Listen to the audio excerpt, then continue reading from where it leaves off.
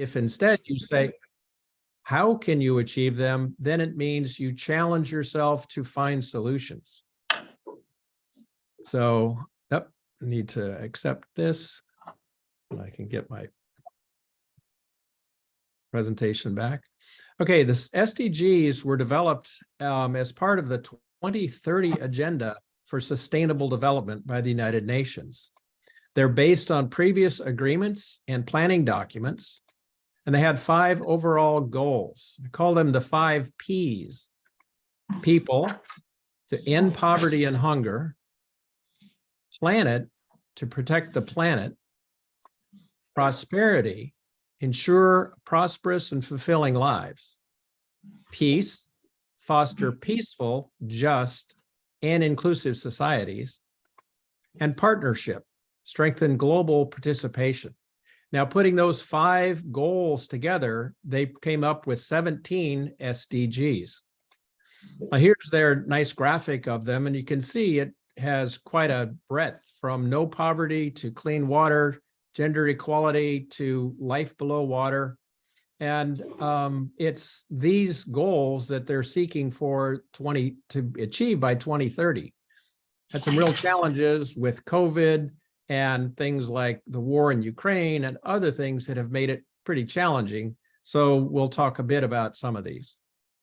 Now I'm going to talk about 5 specific SDGs because I am very strongly involved in climate action, education about the climate and global warming and such. I'll focus on that. And one reason to do that is it has a huge impact on the potential for achieving the other SDGs.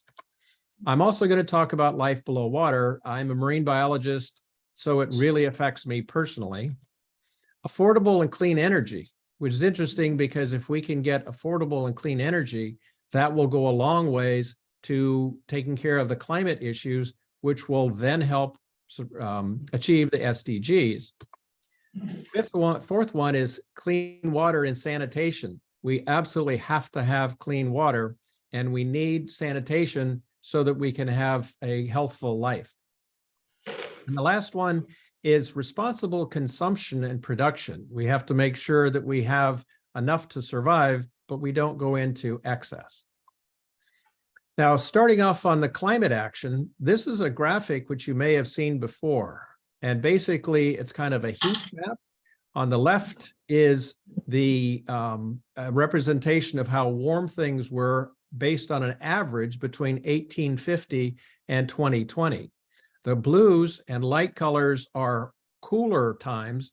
The reds and dark reds are hotter times. And you can see that, especially in the late by 2000 and beyond, it's gotten very, very hot. Now, that with the SDGs says what we have to do to achieve climate action, number 13, we have to take urgent action to combat climate change and its impacts. Now, we recognize that it's an existential threat to civilization as we know it. We owe it to the future so that humanity continues to exist, hence the existential threat. And it's important to me because I have kids and grandkids, and it's imperative that my generation help solve this problem so that your generation and your kids' generation will be having a good habitable planet. Now, we know the global warming and the associated climate change is caused by significant emissions of long buried carbon, things like coal and oil, so that's energy, as well as disruption of natural cycles. But the good thing is we caused it, so we can fix it. You could say that we get a chance to write the next chapter, so it's really up to us as to what happens. And interestingly enough about it, in fixing it, there are a lot of opportunities. And as I mentioned, one of the SDGs, number 7, is affordable and clean energy. So rather than saying, oh, this is an insurmountable problem, we should just give up. Absolutely not. We have a lot of reasons to be positive.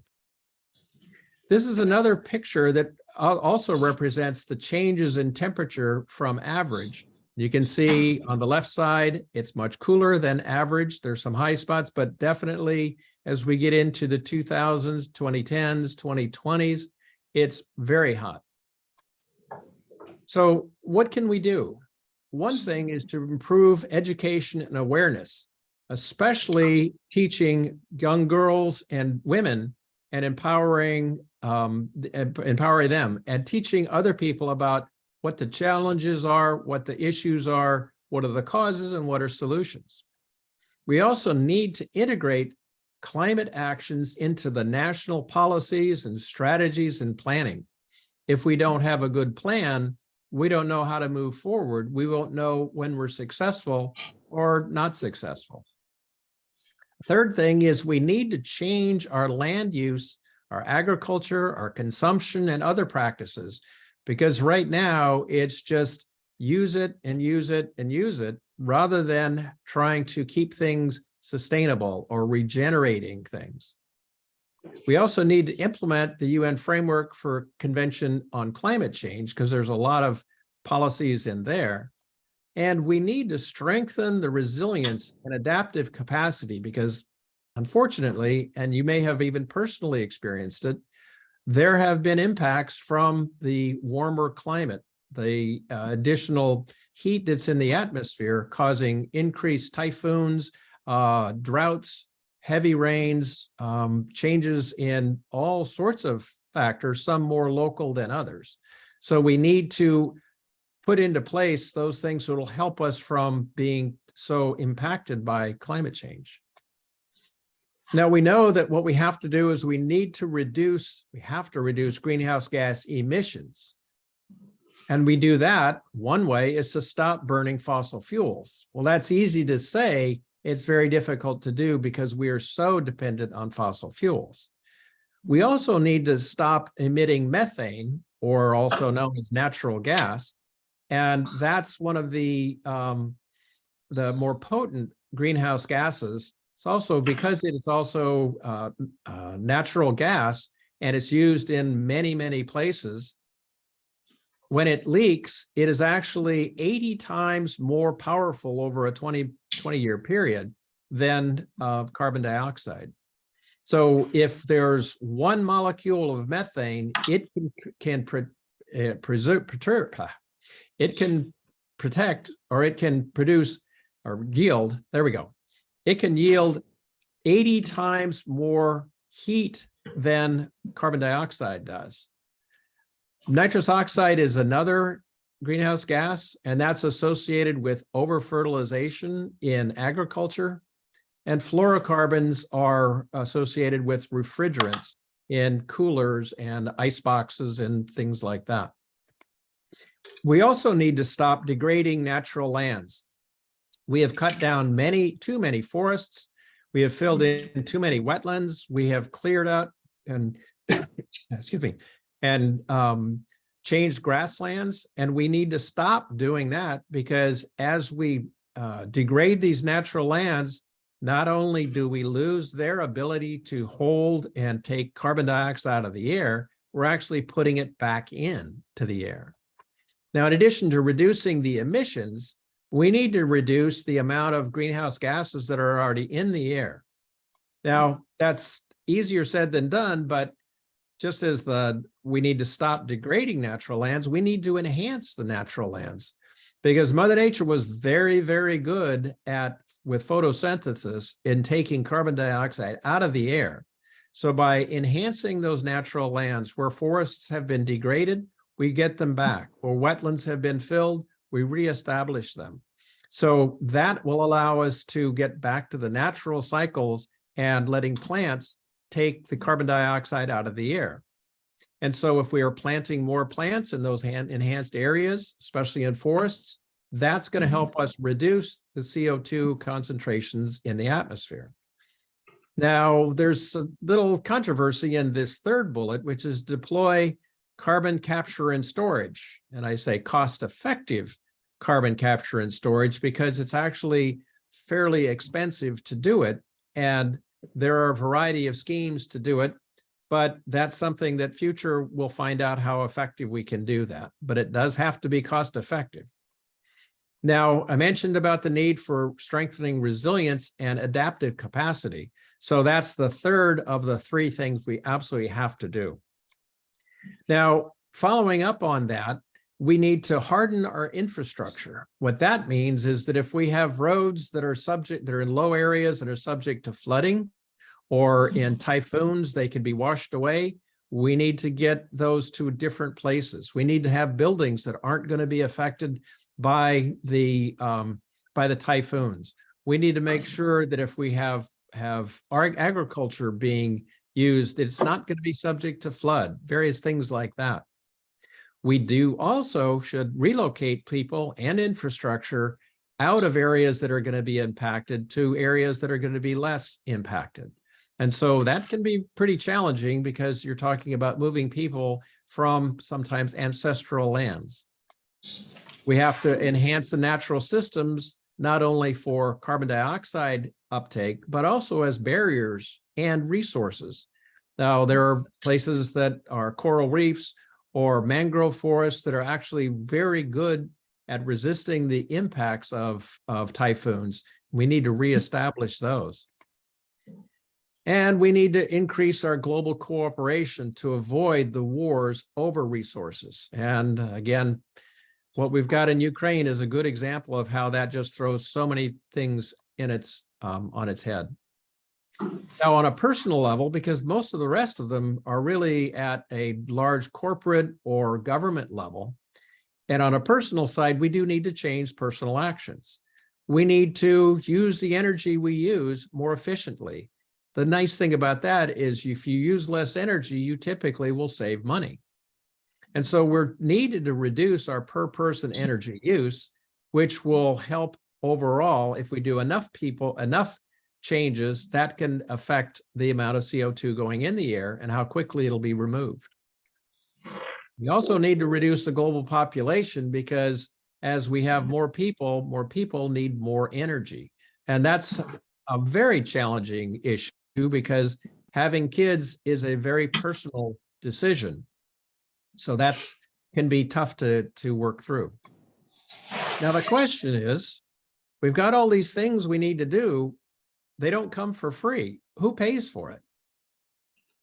It's a difficult question because that's what people are going to have to come to terms with. So what John and I were talking about doing is have a breakout session now. And the question is, who should pay for this climate action that we know we have to do?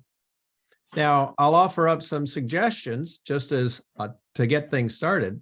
Should we have the fossil fuel companies pay for it by, say, putting a price on carbon?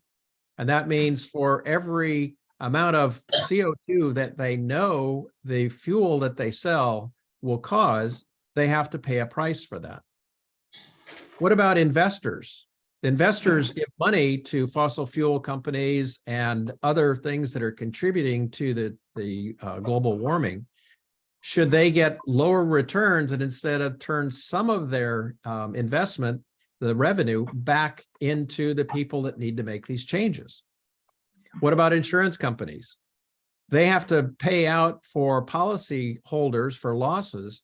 Should they contribute some to the actions to prevent more global warming?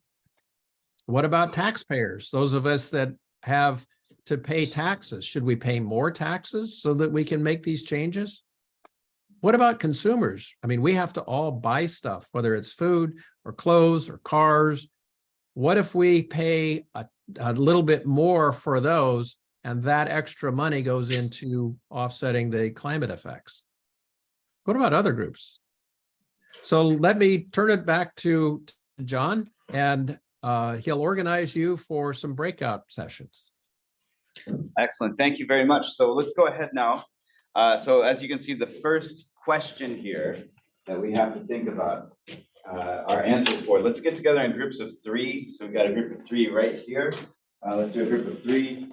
We've got 3 right here. Here's a group of 3 people.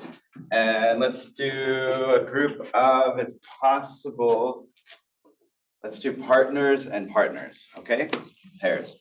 All right, very good. So the question here is who should pay for the climate action? All right, and Dr. Gorham gave a few suggestions. So you can either use his suggestions or come up with your own suggestions. Now it's kind of, I think it's kind of ironic that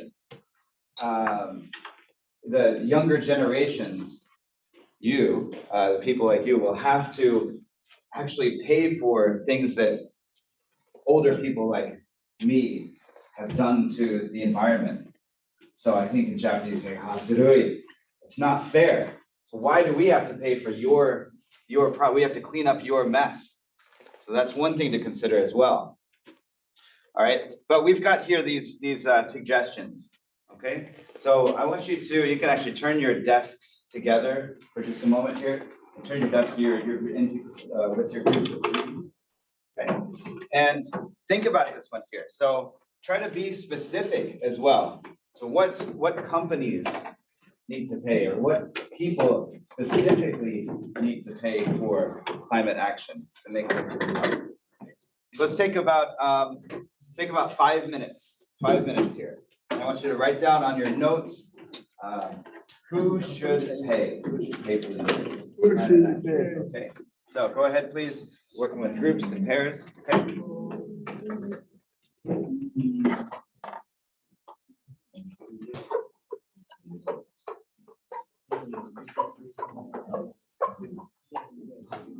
Companies which You use should pay. laws or だから地球 fossil fuels should全員 the world pay で1億 tax 何も買わなくて1億ぐらい tax to government. だから分かったうわ大だから遺産をそうそう遺産から引き取る遺産没収いいやだからお金持ってるお金平等没収される最高や世の中平等になる一旦今もう全員社会にして家とかそういうの全部無視して。それめっちゃグレスしたらさ、今本当にさ、パパのマネになるから。本当に頑張ってるやつしか。セクシュできてるだから俺は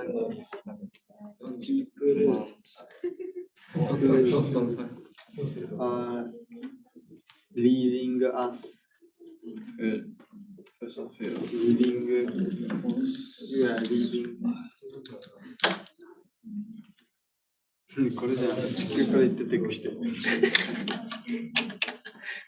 まあでもこれもある意味将来的にはそう確かにね出てくるんだったら金払ってる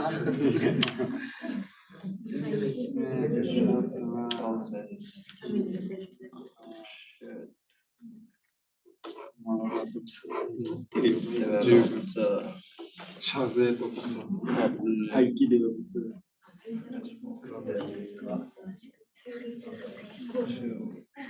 あとはやっぱ使ってる人もそうだからやっぱはあ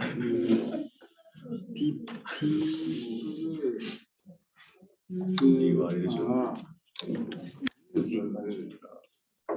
いろいろ使ってたから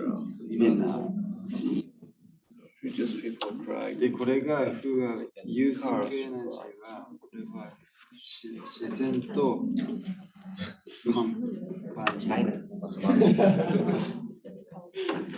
パニ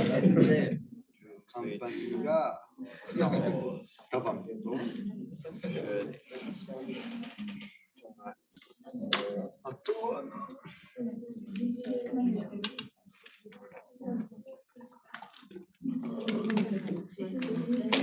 Reduce.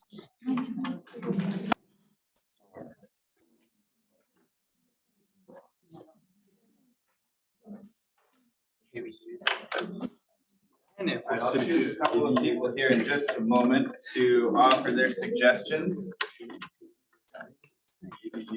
車運転、ドリフト、リリーユーザーだな、お前。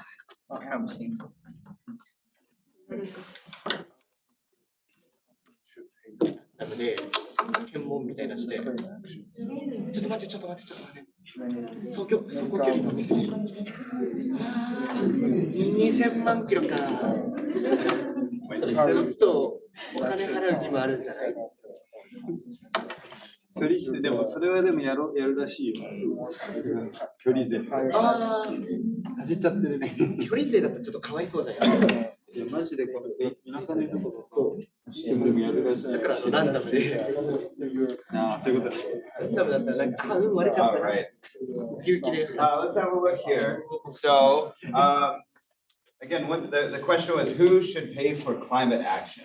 And this is going to be something that all of you, unfortunately, will have to address when you're finished studying at Chuo University, and something you'll have to address pretty much for the rest of your lives. So let's see here. Let me get one person here. Hikari. Hikari, what do you think here, or what did your group come up with? Dr. Gorham, she's off to the side here. I don't know if you can see. But Hikari, what do you think, or who do you think should pay for climate action? We think fossil fuel companies should pay. Okay, you think companies should pay for that? Okay. Do you have any companies in particular? Come up with any companies in particular. You can think about that for just a minute. Let's see if we can get another person here. Seven and Tomoki. Okay, Tomoki. All right, what do you think here? That way Dr. Gorham can hear you as well. My name is Tomoki, and we think older people should pay. All right. Did you hear that, Dr. Gorham? He thinks older people should pay. But if we were older, then we also pay. Okay, so you think it should be like maybe a progressive tax? Okay, that makes sense there. Good. All right. Seven and Tomoki. Tomoki already went. Hikari. Hikari is already gone. Okay, Haruka. Haruka, here you go. What did your group come up with? Who do you think should pay for climate action? I think governments should carry their responsibility, but they do not have enough money, so everyone should pay taxes. Okay, so you think that the government should maybe raise taxes? Something that is not very popular with many people, but it might be something that has to happen here.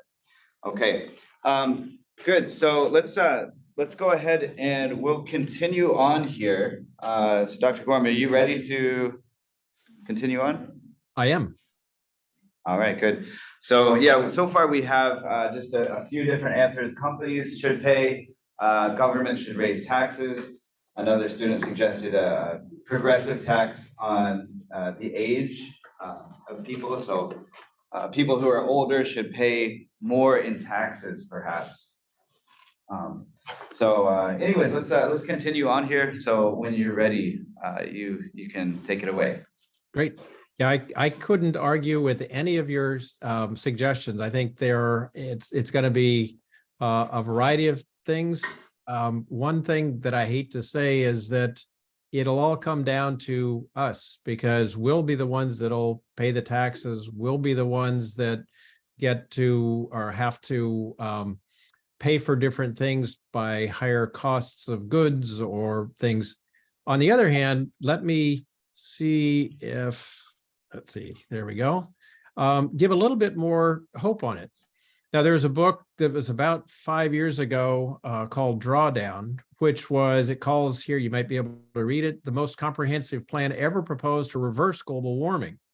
Now, it's 100 different actions that can happen that we can do right now. And they took the 80 most reasonable ones, or the best ones, if you will, and said, we need to do those now. If we did all of those and we would find that it would cost about $1 trillion US per year to do those 80 actions. And those 80 actions included some of the things I'd mentioned before. Two of the most important ones are educating and empowering women and girls. So it's very interesting that the payback on that is very, very high. There are other ones that are more expensive, less payback, but the cost would be over a 30-year period, about 29 trillion US dollars over 30 years.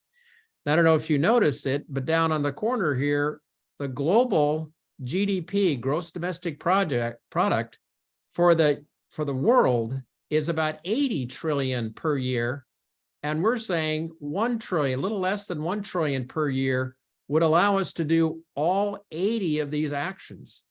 Now, if we take it a little bit farther, we say that what would the savings be by, if you have gotten rid of dirty fossil fuels, you're going to have fewer asthma effects. You're going to have better use of water. You're going to have a whole lot of savings. And in fact, Drawdown, their analysis said over 30 years, the savings be 74 trillion US dollars, which is pretty amazing considering they're saying it's about a third of that of a cost. So what's interesting is that if the planning is done right, if the solutions are tackled right now, especially the simpler, the cost-effective ones, we're actually saving money. And so our impact and the cost to your generation, we're talking 30 years from now, will be offset substantially. So let me go on to the next of these SDGs. Like I said, I have a bias to this because I'm a marine biologist, but what the UN said for this one, life below water, is that we need to conserve and sustainably use the oceans, seas, and marine resources for sustainable development. Notice they even say sustainably use and sustainable development twice in there. So it's not saying we shouldn't use it. We need to conserve it and use it wisely. Now, like I said, I'm a marine biologist. I've dived all over the world, and I've seen over the last 50 years some substantial changes to coral reefs in particular. I've seen significant degradation. In fact, if you were to go and read the latest Intergovernmental Panel on Climate Change, the IPCC report, the one that just came out a couple of months ago, you can see a graph in there that shows that the expectation, just with the amount of warming that we've had so far, there's a very little chance that warm water coral reefs will survive. Unfortunate. See, that's a personal impact to me. Now, the impact for life underwater is because of the greenhouse gas pollution, and that trapped heat leads to marine heat waves. Just like on land, if you have a heat wave, it's way above the normal temperature and people get really affected by that. In addition to the heat is when you put carbon dioxide into the air, and that carbon dioxide then diffuses into the ocean, it combines CO2 and H2O, carbon dioxide and water make carbonic acid. And so the ocean is getting more acidified. Now that's a big deal for any animal that has to make a shell.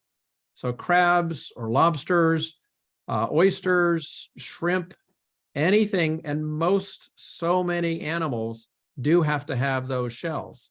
So that if you have a change in the acidity of the ocean, especially larvae, young ones, they can't form their shell. And if you don't have any young ones that are surviving, you don't have any older ones. So ocean acidification has a lot of impacts. Now, another consequence of the greenhouse gas pollution for the oceans is that ultimately it will lead to a reduction in fish biomass. Now, I know that Japan has a long history, a very good history of using the ocean and using the resources wisely. And the last thing that any of us want is to reduce how much fish that we can responsibly take from the ocean. Now, the other thing that I mentioned is coral bleaching. Coral reefs, as I said, have been noted for unlikely to survive because of the marine heat waves. Corals are really interesting animals in that they have inside them single-celled algae, single-celled plants. So they are actually sort of growing their own food. When things get too hot, the corals, the animal parts, will push those algae cells out, and they no longer have the color of the algae, the green, the brown, and so they turn white. So they are bleached. Well, just like if you were to be growing things and when things got hot, you threw all your plants out, you'd have to have something and you would end up with, you didn't have any food, you would die, and that's what can happen. So we see that the amount of heat that has been trapped in the ocean is tremendous. In fact, the estimate is that about 93% of all the heat that has been trapped by the greenhouse gases has gone into the ocean.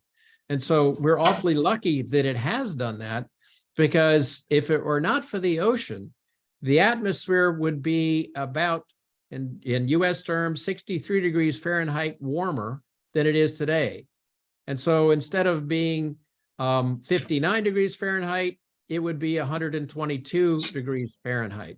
And I apologize, should have converted this over to centigrade like most of the world deals with.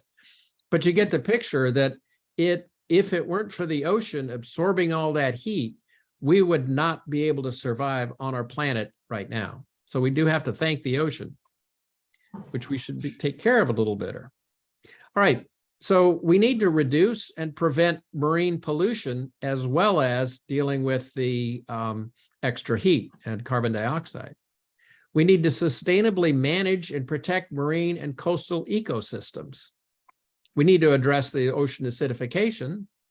We need to regulate harvesting and end overfishing. The idea, the suggestion is we have to conserve at least 10% of the coastal and marine areas. That's what UN said about 5 years ago with these. Now people are saying we should be preserving at least 30% of coastal and marine areas. And we need to eliminate a human aspect of harmful fisheries subsidies. Too many countries will actually subsidize their fisheries to go out and collect more fish than they can use, which is counterproductive. We should not be subsidizing those harmful activities. And the last thing here is we need to increase the benefits to small island and less developed countries, because they didn't contribute as much to the global warming and the impacts to the water, and they are so dependent on that.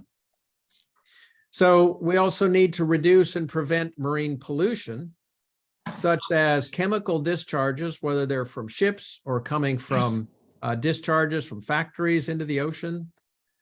We need to take care of trash. You probably have heard of the giant spiral in the middle of the Pacific Ocean, which is almost an island in and of itself of plastics.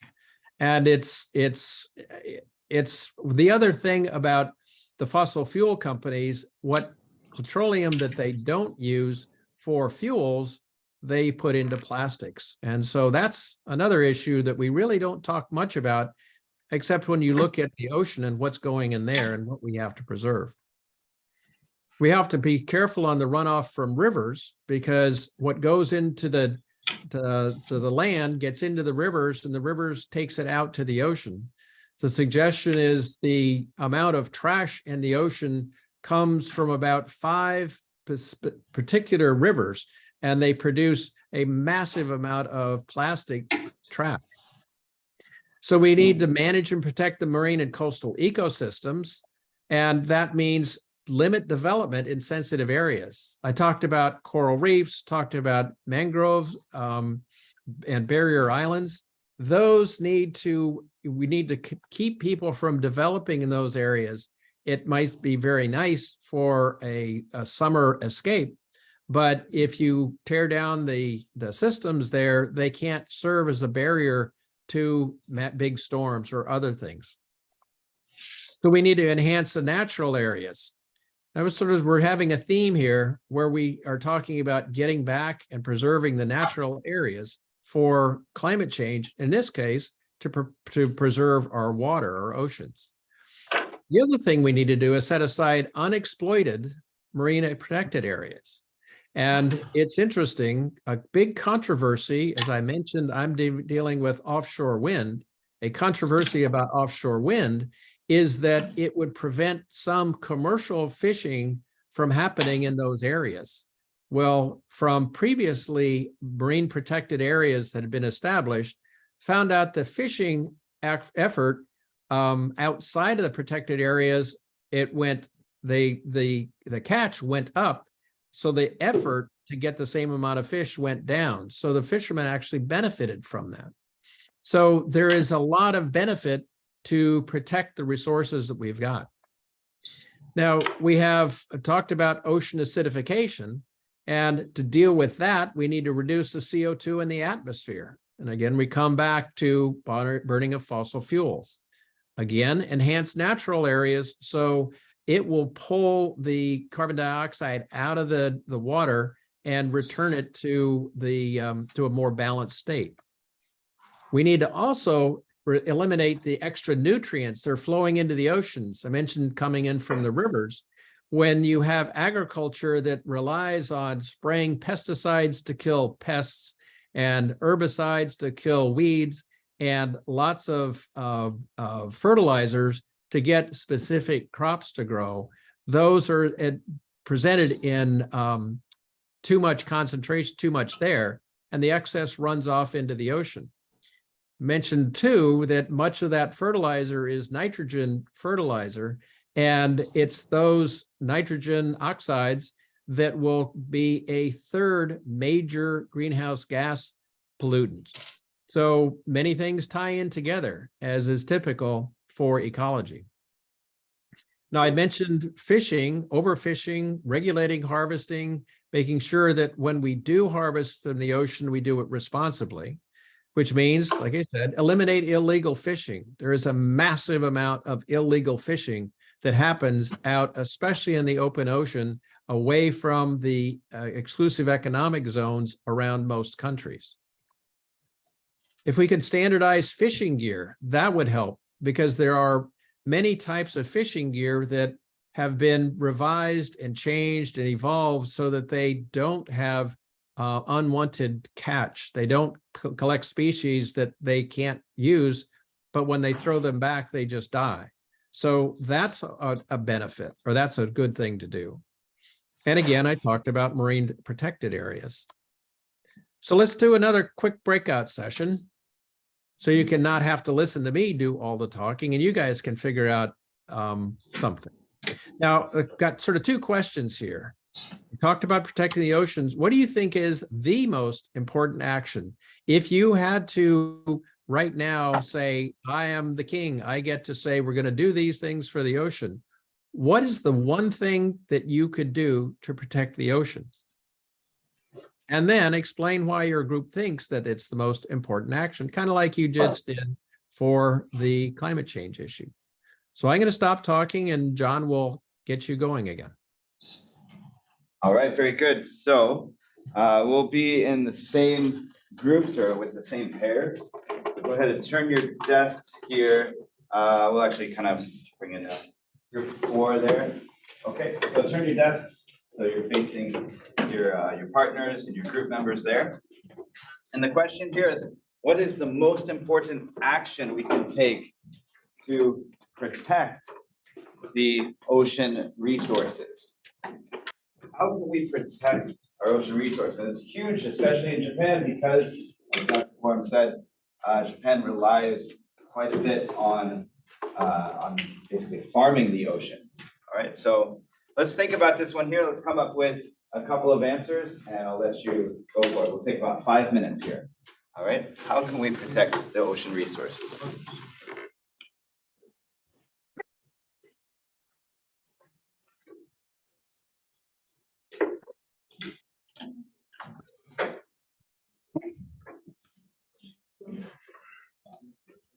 Oh,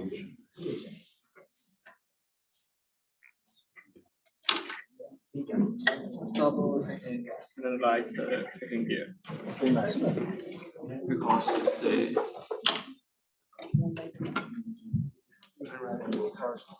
easiest way. we're harvesting whale. 水を変しまくる。人が行くとして。Or harvesting whale break the balance of ocean.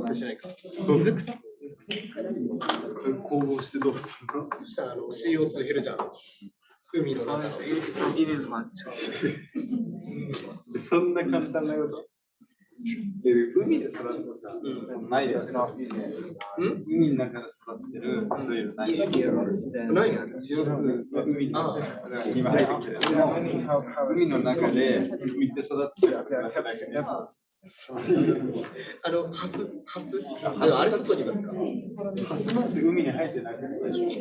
池か。川とかそういうところに身が入ってそうでしょ？品種改良してさ。それもやばい。神の領域入ってる。だから簡単なことでマネージ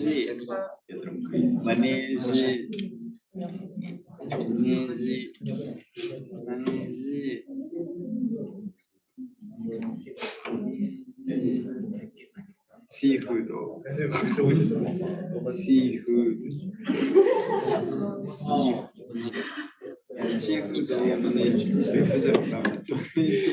シーフード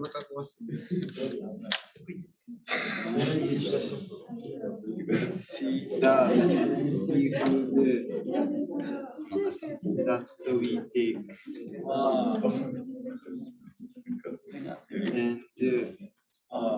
and don't do is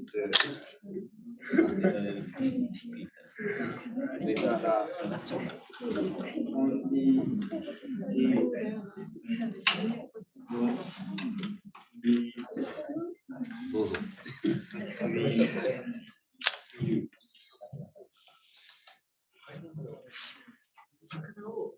海の魚を一回一箇所に全部集めて、プールとかさ、塩素ばらまいてさ、きれいにするじゃん。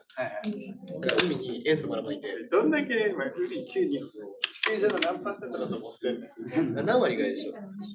あとの3割からなんか取って海に入れたところ無理だよ。あとの3割、この世の残ってる3割の大陸を全部海に入れたとしても3割にしか入れられない。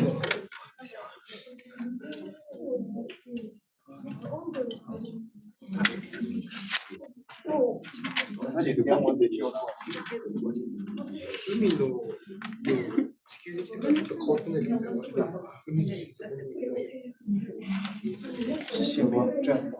地球上の水、一緒に同じですよね。やばいことついちゃったよ。どれくらい今お前がこれ吸ったりしてき同じだよ。この空気、ちなみにお前が今吸った空気だクレオパトラと一緒かもしれないし、お前が今吸った空気って酸素、今お前吸って二酸化炭素でしょ。これ何億回も繰り返してるかもしれないから。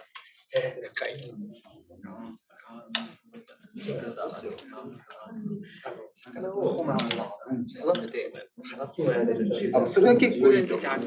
だから人工的にアーティフィシャリー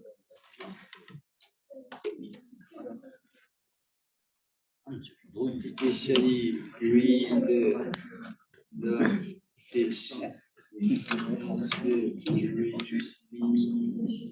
あんずのあれね。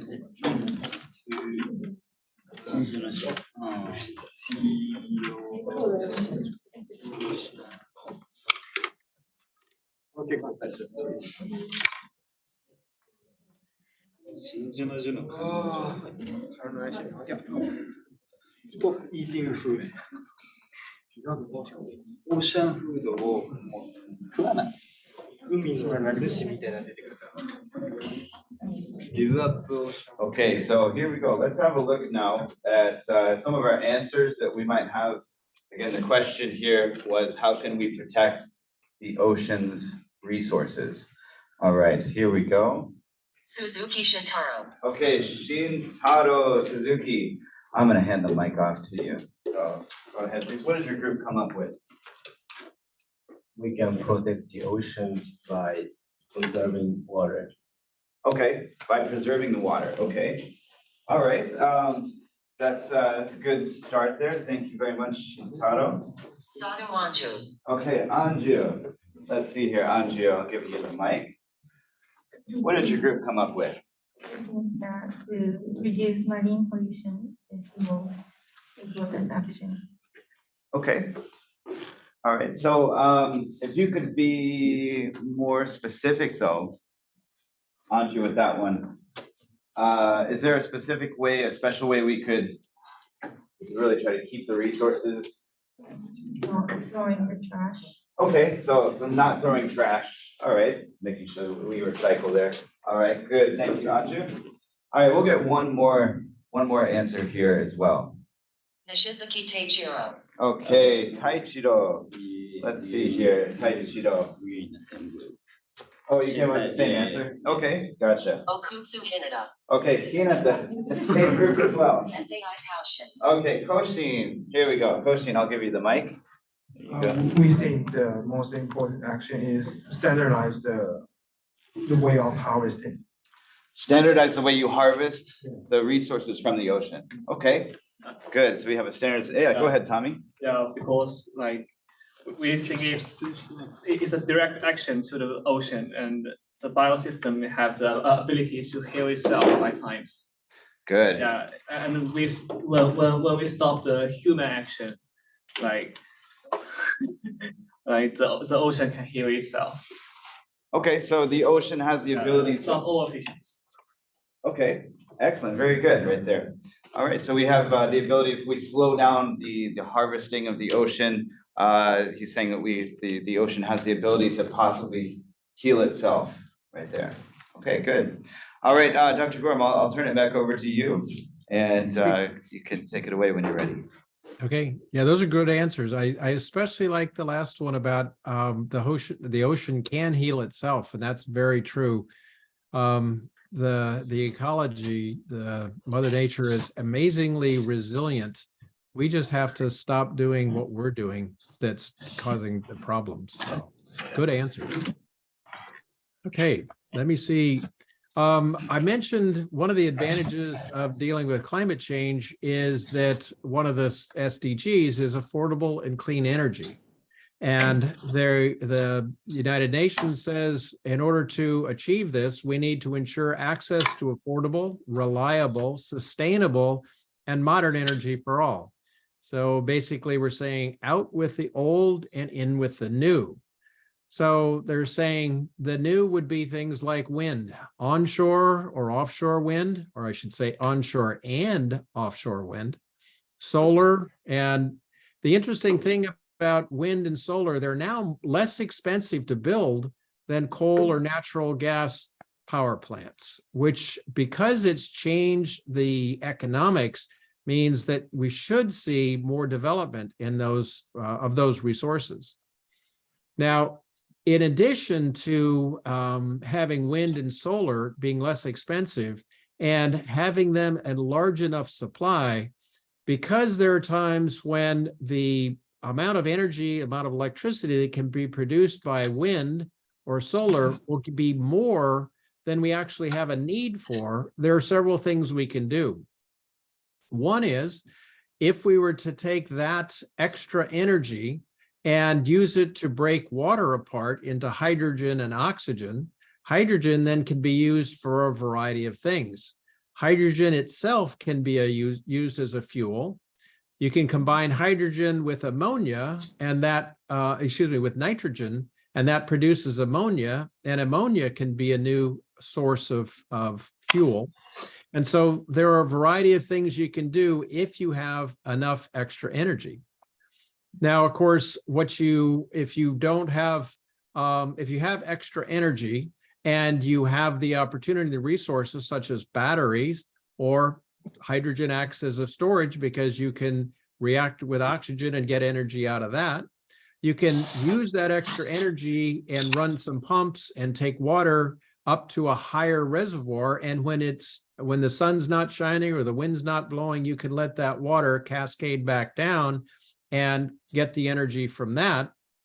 Or you can actually put nice flexible bladders in the bottom of the ocean.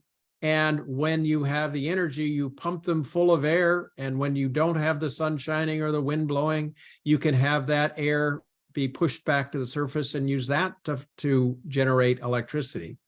So there are a variety of things. What you primarily get the sense now is that if you can come up with a company that can do these things, either install the solar or install the wind, come up with a better way of storing the energy or storage things like batteries, you have a lot of opportunities to make both a good contribution to climate change and contribution to this particular SDG and make a good company.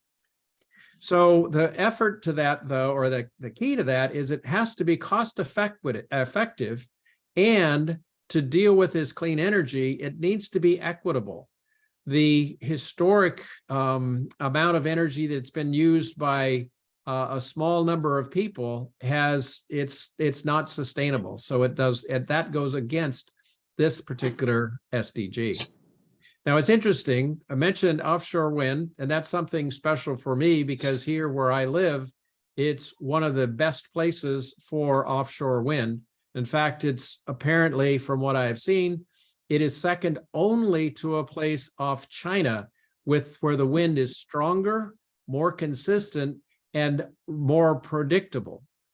Now, the interesting thing, because it's a new technology, the cost of getting the wind and turning it into putting the equipment out there and getting electricity has been dropping substantially since, in this case, it's 2015 and projected out to 2030. Well, the numbers probably don't mean much to you other than what they LCOE is levelized cost of energy, which means it's, in this case, it's euros per megawatt hour of power. And to give a sense, what I am currently paying for my electricity is about the equivalent of 100 euros per megawatt hour. And it looks like by the end of this decade, offshore wind should be less costly than what I'm paying for my electricity.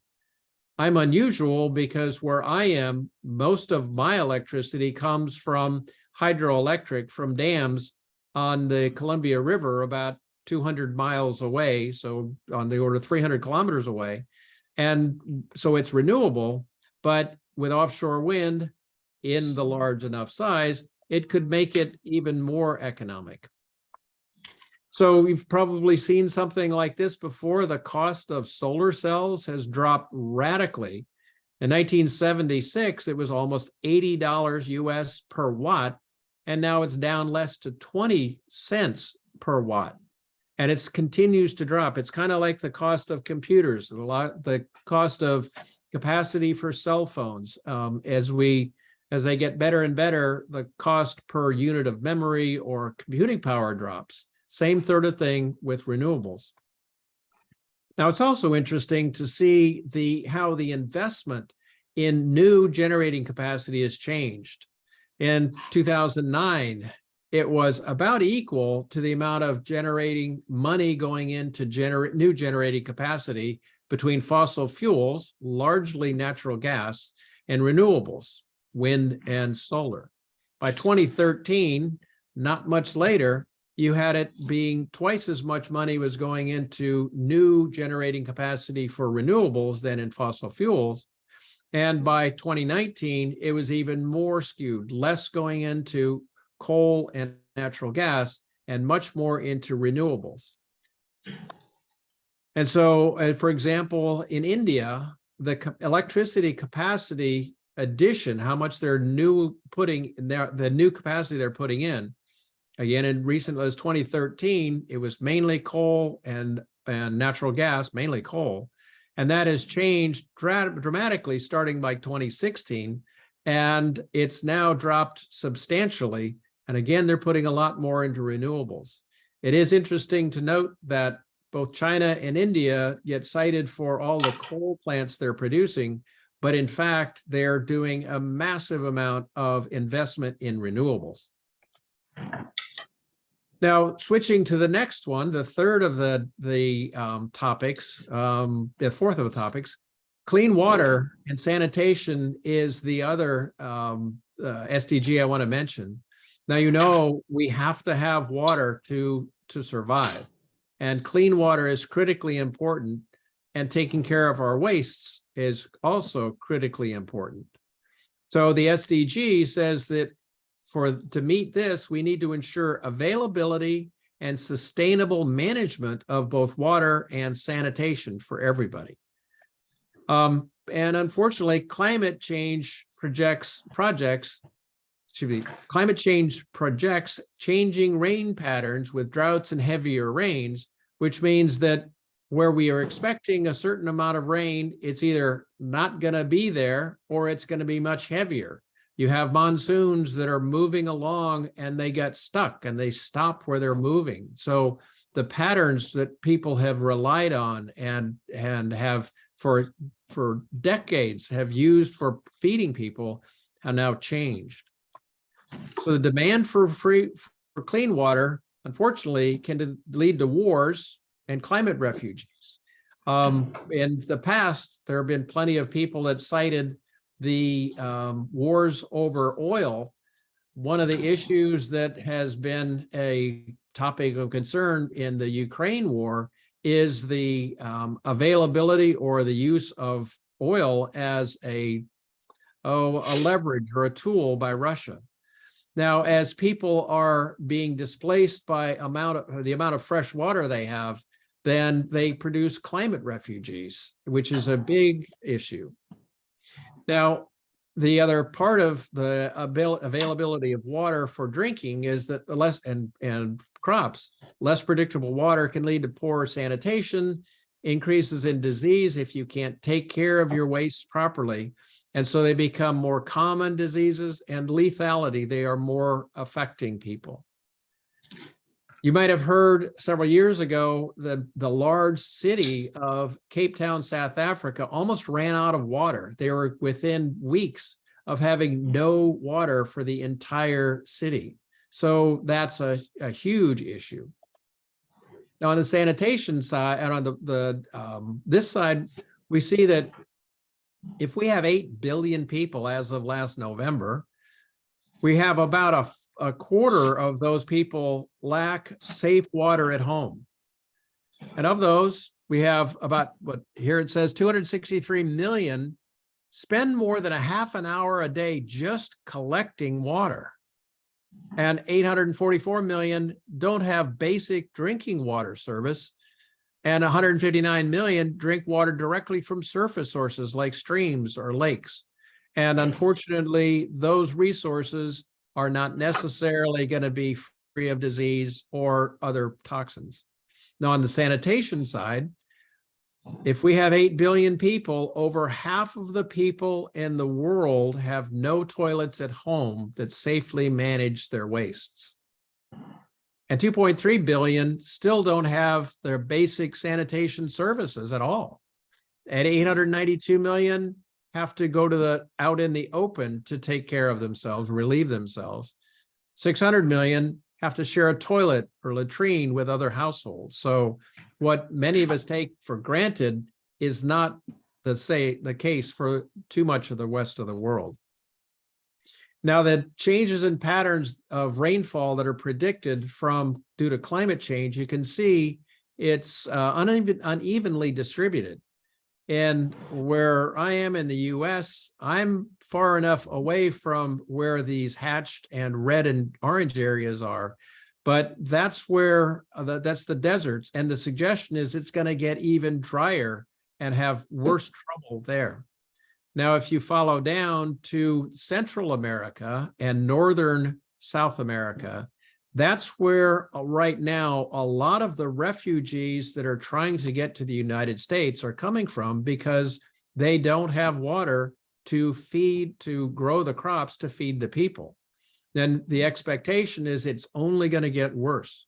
And if you look around the Mediterranean Sea, you can see there's a lot of areas there that are expecting to have major changes to the available water, which again will affect how much food can be grown and would force people to then move. You're well aware of the problems of climate refugees. Now, here's an example of a farmer. This was 2010. He used to grow wheat, and it's all gone because of the desert that's taken it over.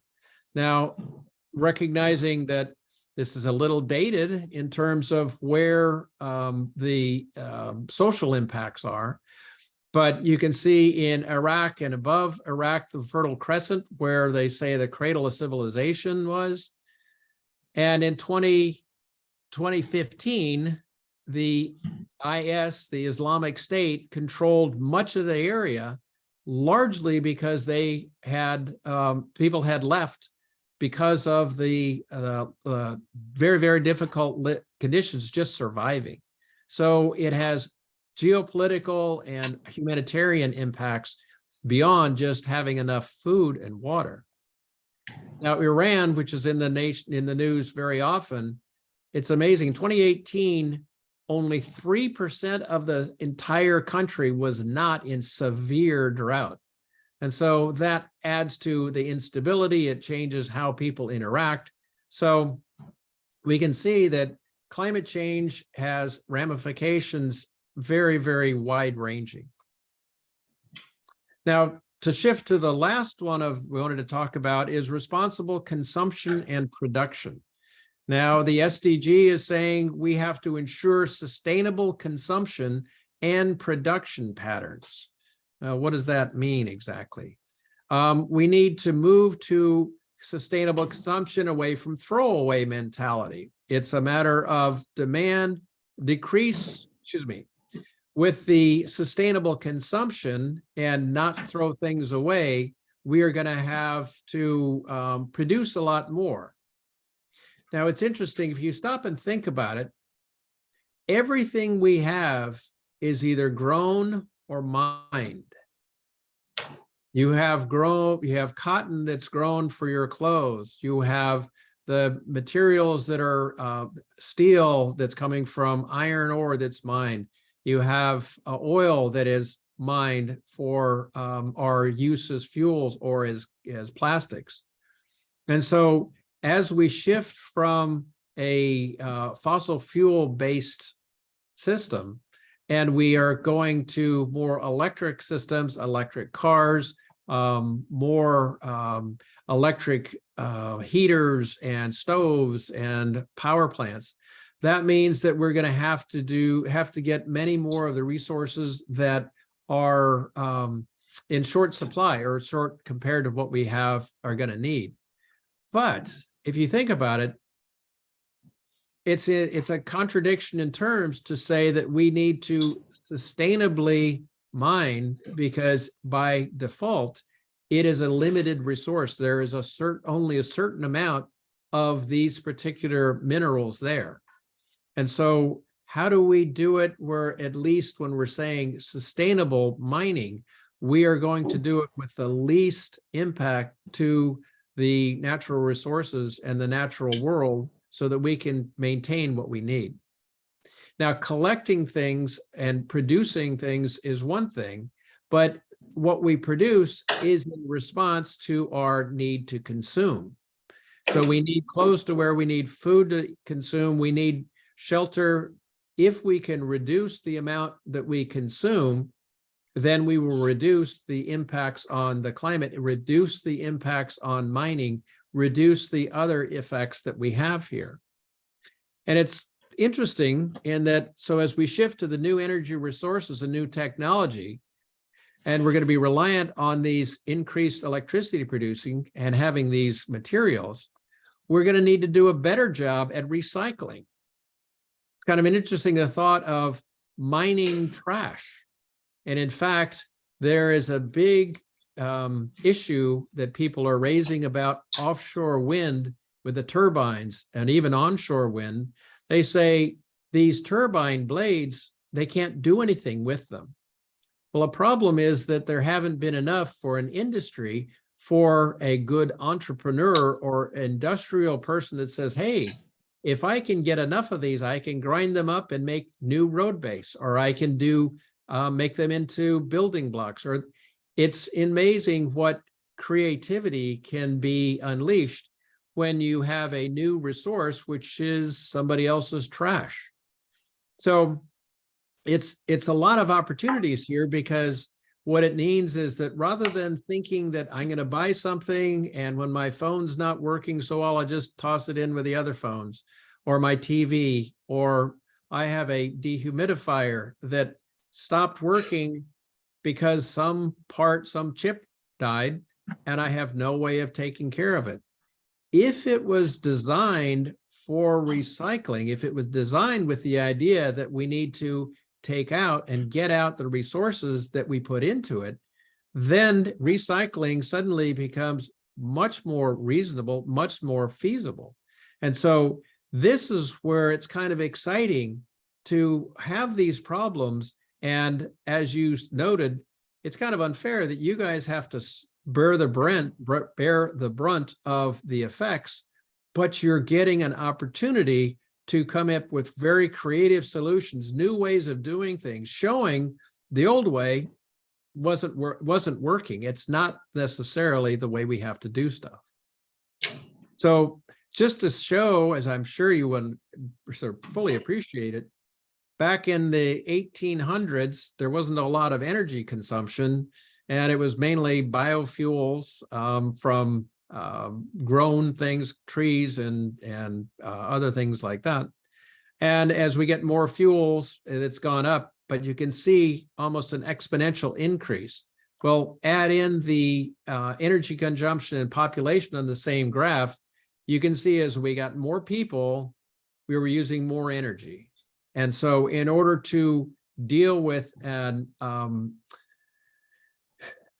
having to supply enough energy, we really need to take care of our population. However, as I mentioned, talking to somebody about whether they should have kids or not is a very personal decision and very difficult thing to implement. So that's not easy, which then gets back to the whole question of how do we solve these problems? It's going to take a lot of effort, no questions asked. And unfortunately, we see that it's been very unequal in who has consumed and who has not consumed very much. So get a sense of the share of the world's private consumption. In 2005, the world's poorest 20% consumed 1.5%, whereas the world's richest 20% consumed 76.6% of the energy. So it's a massive inequality there. And the middle 60% only consumed 21%. So we know there's inequities. There's we have to do something different from that. And back when you were asking who should pay for this, well, it kind of suggests that the people that have a lot of money, a lot of resources, maybe should be cutting back on what they're doing and how they are spending that money. Now, it's interesting, there was a study that was produced not too long ago. The estimate was that once you have met your basic needs of food, shelter, security for day-to-day living, then having lots more money doesn't get you that much more of a sense of well-being.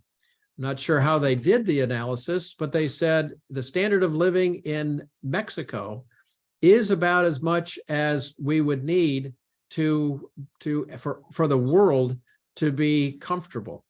Well, that would clearly make a lot of changes in a lot of the developed countries, but climate change is going to be imposing a variety of things, and it's absolutely very, very challenging discussions that have to happen. Now, one of the things that's interesting, cryptocurrency has come on the scene, and many people don't recognize it or realize it, but the way that cryptocurrency is mined, is produced, is through the computation through lots of computers making many difficult computations. Unfortunately, that means the energy consumption is massive. You can see how it has changed since 2017 up till a year or so ago. The amount of energy that was used to do cryptocurrency mining in the mid-2021 timeframe was larger than the amount of energy used by the country of France, and way more than in Indonesia or Australia or the Netherlands.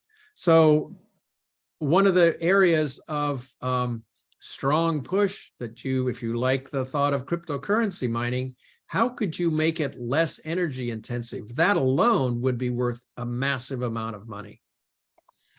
So with that, what I'd like to do is to suggest one last breakout session and see how can we reduce our wasteful use of energy? What about natural resources, our forests, minerals, our land? What about our manufactured goods? How about water or food? So here's the thing, we know we got to reduce, but how do we do it? How do we make it so that it's equitable?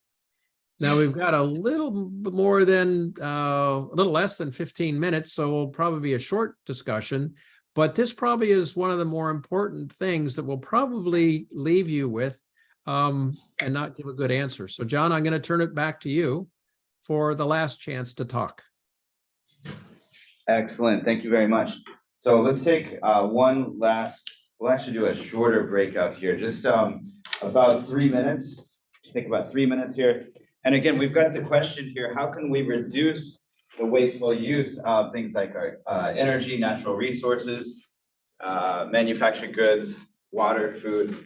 So come up with just a quick list here. Go ahead with your groups. We'll take 3 minutes. Go ahead, please.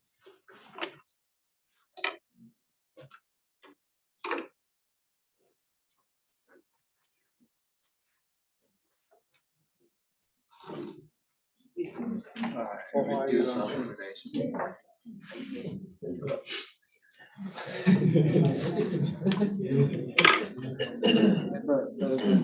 Reduce our population can solve all the questions.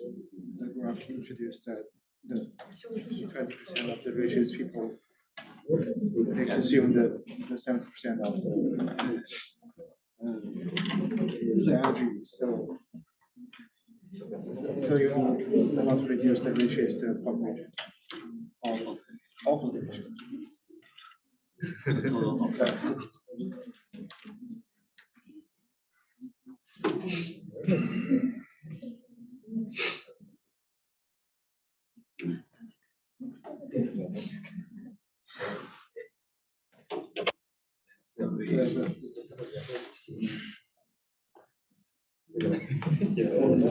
Richest people tax.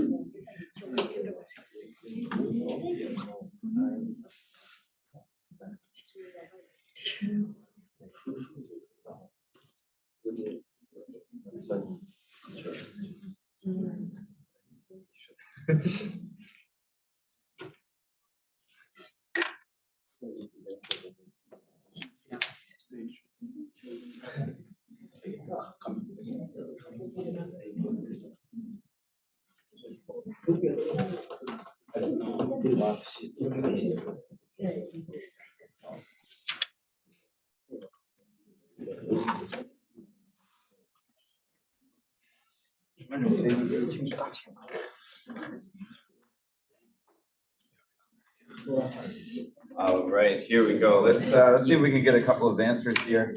Again, how do we reduce wasteful use of our resources? Here we go. The first one. Gensei Asada. Okay, Asada Gensei. Gensei, where's Gensei sitting? There you go, Gensei. So what do you think here, Gensei? How can we reduce wasteful?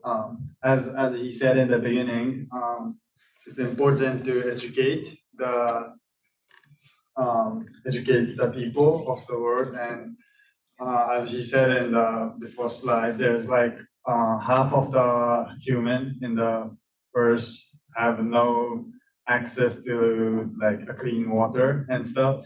So, and the other half have the access, but they don't know the other half is not having. And if those educated half of the people educate the other four of the people, maybe I don't know the exact way to solve, but there might be a new way of solving some problem and new ideas. Okay, excellent. Good. Thank you, Kensei. Very good. All right. Sakakibara Nanami. Okay, Nanami. Nanami, right over here. All right, what do you think here? How can we reduce wasteful use of resources? If people reduce the amount of use of energy or water, the tax rate will be reduced. Okay, so you think that you're saying by using less water, using less fuel, that would actually potentially lower tax rates. Okay, that could work. All right. Thank you, Nanami. All right, very good. Excellent. Well, we're almost out of time here. So Dr. Gorham, I'll let you wrap things up here whenever you're ready, okay? Okay. Well, let me do the sort of closing slide. I saved this last one. I said we were going to talk about 5 and this number 17, and I saved it to last, so this is the 6th. And as I said, I like to pose the questions, not can we achieve these, but how can we achieve them? And the reason I like to pick this at the last is it's the partnership for the goals. And have to do is strengthen the means of implementation and revitalize the global partnership for sustainable development. And I was impressed with your answers to many of these questions. They're very open-ended questions. I think that you thought you had very little time, but you came up with some really good answers about working together and looking for new ways of doing things. To do this, requires recognition that we have one planet that's interconnected by one ecosystem. We don't have another planet B. It's going to require local actions, and those local actions taken together will result in global impacts. We need to get past nationalism. We have to recognize that we're all on the same planet, and what we do in one place affects other places. And the question is, how do we do this? And what that comes down to is, a number of you said, educating people, talking to people, working together to make sure that we have a solution to what is the biggest problem, the biggest challenge that we have to deal with. So with that, I'm going to say arigato gozaimasu, and I again apologize for my pronunciation. But thank you very much for making this. It's Thursday afternoon here, and I'm going to shortly have dinner. But it made for an excellent afternoon for me, and I thank you very much for letting me share it with you. All right, thank you very much. Good. Stop sharing your screen there, Dr. Gorham. And so I think, yeah, we're just about wrapped up here. And is there any, I'll just turn on the microphone here. Is there anybody who has a question for Dr. Gorham before we go? Don't be shy, please don't be shy. We got one question, yes, go ahead, please. Hi, I didn't really get the first part. Why do we need to educate the girls and women for the SDGs? That's actually a really good question. And you may know that there are many societies when women are not allowed to be educated. And if you think about it, that means that half of the people that are coming up with new ideas aren't being heard. You having women who have the responsibility for raising and educating the next generation. If they aren't properly prepared, if they're not included in decisions, if they are not being able to raise the next generation effectively, then we're losing out on so much potential. So it just makes sense. Tap into the resources that we've got and maximize what we can get out of it. But it's a really good question. So like equally educate the women and men, girls and boys, right? Equally educate. Yes. Yeah. So. Excellent. Thank you very much. Lindsay. Good. All right. Good. Very good question right there. Any other questions for Dr. Gorham? Okay. All right. Very good. Well, thank you very much for joining us here. And I tell you what, we'll go ahead and wrap things up here. So I appreciate you taking the time to join us all the way from Oregon. And we will be talking again soon, okay? So thank you all very much. And we'll go ahead and close out the Zoom session here. Appreciate it. Right. Good. Bye-bye. All right. Thank you. Goodbye. All right. Very good. So let me end the